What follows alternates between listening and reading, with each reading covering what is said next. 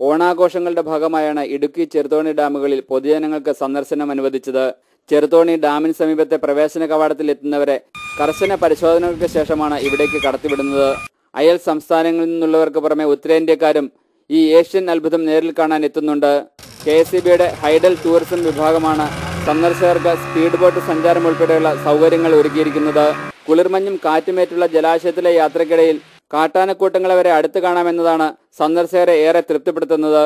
ബോട്ടിൽ അങ്ങോട്ട് പോയി കഴിയുമ്പോഴേക്കും മൃഗങ്ങളെയൊക്കെ കാണും, ആനയൊക്കെ കാണുമ്പോൾ ആനയുടെ ഒരു പരിഭ്രമം, അത് നമ്മൾ തന്നെ ഉയർത്തുന്ന ഒരു ആശങ്ക, ഇതൊക്കെ അനുഭവിക്കാൻ പറ്റുന്ന അപൂർവ അവസരങ്ങളൊന്നാണ് ഈ ബോട്ട് യാത്ര. ഇടുക്കി ജലാശയത്തിലൂടെയുള്ള ഈ ബോട്ട് യാത്ര വളരെ ഹൃദ്യമായൊരു അനുഭവമായിട്ടാണ് എനിക്ക് തോന്നിയത്.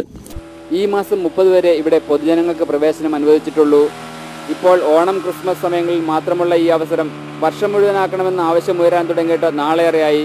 കർശന സുരക്ഷാ വ്യവസ്ഥകളോടെയാണെങ്കിലും ഇത് നടപ്പിലായാൽ ഇടുക്കിയുടെയും സംസ്ഥാനത്തിന്റെയും ടൂറിസം വികസനത്തിന് വൻ സാധ്യതയാണ് തുറന്നു കിട്ടുക. ഇടുക്കിയിൽ നിന്നും